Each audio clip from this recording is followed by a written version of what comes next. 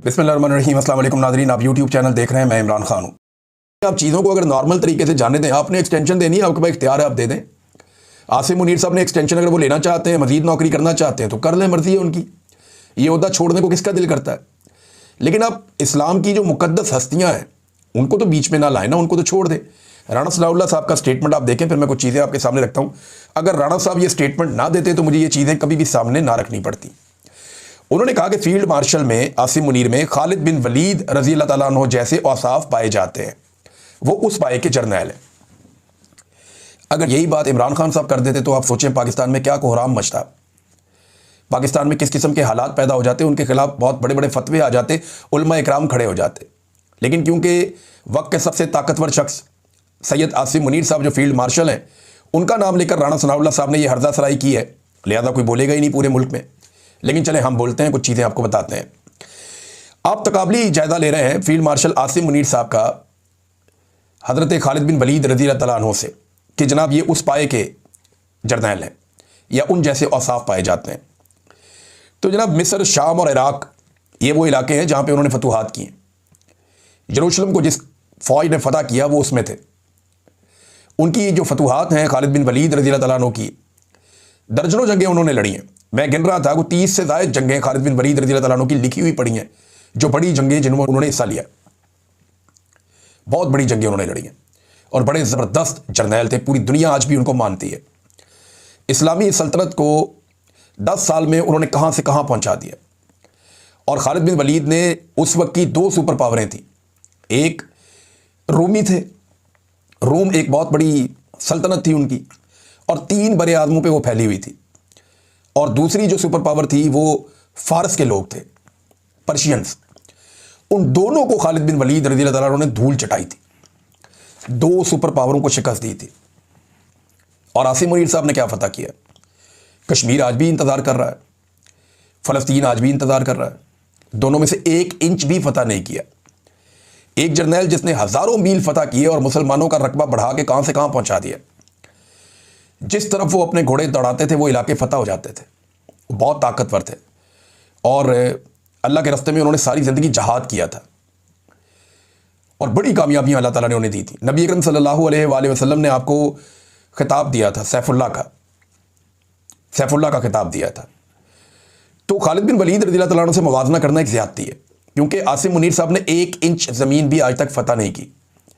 कश्मीर फ़तह करने का हमें 70 साल से चूरन बेचा गया पाकिस्तान की फ़ौज की जानिब से।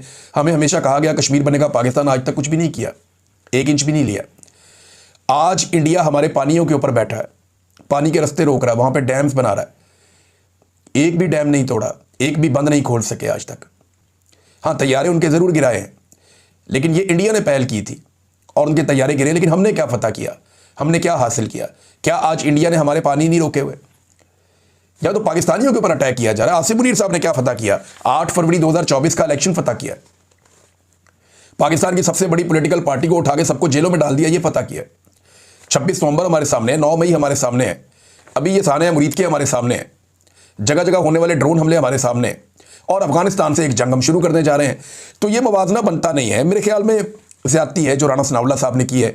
तो जब आप ज़्यादती करेंगे तो हमें रिकॉर्ड सीधा करना पड़ेगा। हमें कोई एतराज़ नहीं है, आप आसिम मुनीर साहब की दिन रात तारीफ़ें करें, जितनी मर्जी तारीफ़ें करें। लेकिन जब आप इस्लाम की मुकद्दस हस्तियों को सहाबा इकराम रिज़वानुल्लाह अलैहि अजमईन के साथ आप लाकर मिलाएंगे ना, या उनकी मिसालें देंगे, तो फिर हमें मजबूरन जो फैक्ट्स हैं वो आपके सामने रखने पड़ेंगे।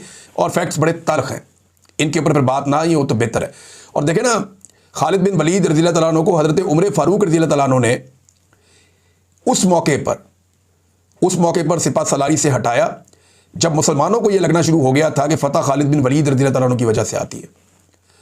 जब मुसलमानों को यह लगना शुरू हो गया था कि खालिद बिन वलीद रज़ी अल्लाह तआला अन्हु की वजह से ये सारी फतूहात मिल रही हैं, तो आपने ऐन जंग के मौके पर हज़रत अबू उबैदा बिन जर्राह रज़ी अल्लाह तआला अन्हु को बना दिया सिपा सलार। और इसके बावजूद खालिद बिन वलीद रज़ी अल्लाह तआला अन्हु उनके साथ मिलकर जंगों में हिस्सा लेते रहे और बड़े आम मशवरे भी देते रहे, बड़े ज़बरदस्त मार के भी सर करते रहे। तो जर्नैल तो जंग के बीच में भी तब्दील किया जा सकता है, और खालिद बिन वलीद रज़ी अल्लाह तआला अन्हु जैसा जर्नैल अगर तब्दील किया जा सकता है तो आसिम मुनीर साहब की तो औकात ही कोई नहीं, कुछ भी नहीं है, पाँव की धूल भी नहीं है। तो ये मैं, क्योंकि आपने मिसाल दी थी राणा सनाउल्लाह साहब, तो अगर आपने शुक्रिया अदा करना है आसिम मुनीर साहब ने या ISPR ने इस मामले में, तो वो राना सनाउल्लाह साहब का शुक्रिया अदा करें, क्योंकि मैंने उनका रिकॉर्ड दुरुस्त किया है और ये बहुत ज़रूरी था। अब नाज़रीन आ जाएं, ये जो अफगानिस्तान के साथ एक हमारा एडवेंचर चल रहा है, ये शुरू होता है उस दिन जब डोनाल्ड ट्रंप इस ख्वाहिश का इजहार करते हैं कि हमें चाहिए बगराम एयरबेस, तो अफगानिस्तान मना कर देता है। उसके फ़ौरन बाद ख्वाजा आसिफ साहब अचानक कहते हैं कि अफगानिस्तान हमारा दुश्मन मुल्क है और पाकिस्तान की जानिब से अफगानिस्तान के साथ हालात ख़राब होना शुरू हो जाते हैं।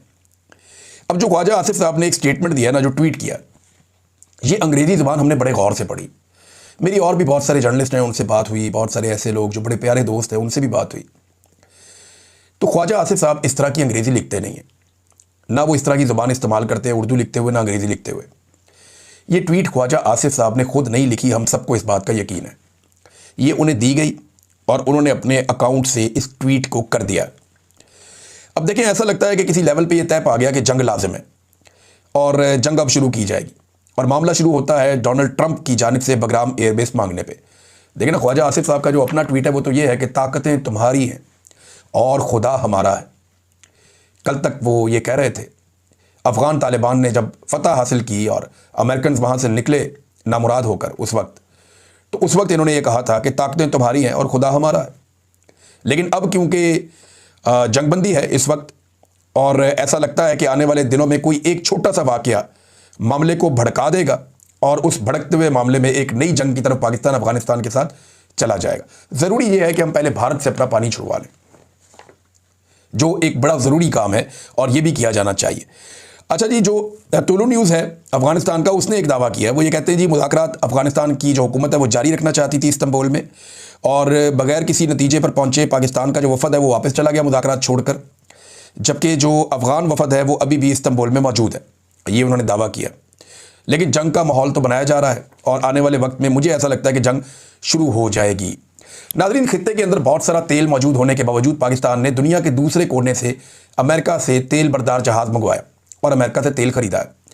याद रखिए, यहाँ पे पूरे खित्ते में गल्फ़ के अंदर जो अरब ममालिक हैं बहुत तेल है, ईरान के पास तेल है, रूस के पास तेल है, लेकिन पाकिस्तान ने अमेरिका से तेल ख़रीदा है। सिर्फ डोनाल्ड ट्रंप को मेरे ख्याल में राज़ी रखना चाहते हैं।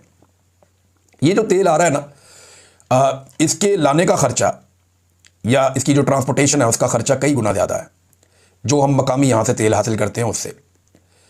अब ये पैसा कहाँ से आएगा? या तो तेल महंगा किया जाएगा, या जो तेल के ऊपर जो टैक्सेस लिए जाते हैं उनमें कट लगा के हुकूमत अमेरिका का पूरा करेगी। लेकिन जो भी होगा, पाकिस्तान का नुकसान होगा। आने वाले दिनों में इसके आदाद-ओ-शुमार जब सामने आएंगे तो हमें पता चलेगा कि इस मामले के अंदर क्या है। अब एक चीज़ मैं आपके सामने और रखूँ, और ये मैं रिकॉर्ड के लिए रख रहा हूँ सिर्फ, सुहेल अफरीदी के खिलाफ लगातार घटिया और गंदी ज़ुबान इस्तेमाल की जा रही है। राना सनाउल्लाह साहब भी कर रहे हैं, अता तारड़ भी कर रहे हैं और दीगर लोग भी कर रहे हैं। अब जो नए अल्फाज उनके लिए इस्तेमाल किए गए हैं उनमें है कि जाहिल वज़ीर आला और दहशत गर्दों का हमदर्द। इस किस्म के अल्फाज लगातार इस्तेमाल किए जा रहे हैं और सुहेल अफरीदी को उकसाया जा रहा है। उसने अभी तक बराह रास्त किसी को गाली नहीं दी, किसी के साथ बदतमीज़ी नहीं की। वो आइन और कानून की बात करता है। उसने कोलेटरल डैमेज की बात की कि कोलेटरल डैमेज बहुत थोड़ा सा भी होना तो दुनिया में काबिल कबूल नहीं होता, ये जंगी जराइम के ज़ुमरे में आता है। लेकिन यहाँ पे कोलेटरल डैमेज इतना बड़ा है कि बेशुमार सिविलियन शहीद हो जाते हैं और दहशतगर्द एक भी नहीं मारा जाता। लिहाजा ये सिलसिला इस तरह नहीं होना चाहिए, इसे बंद होना चाहिए।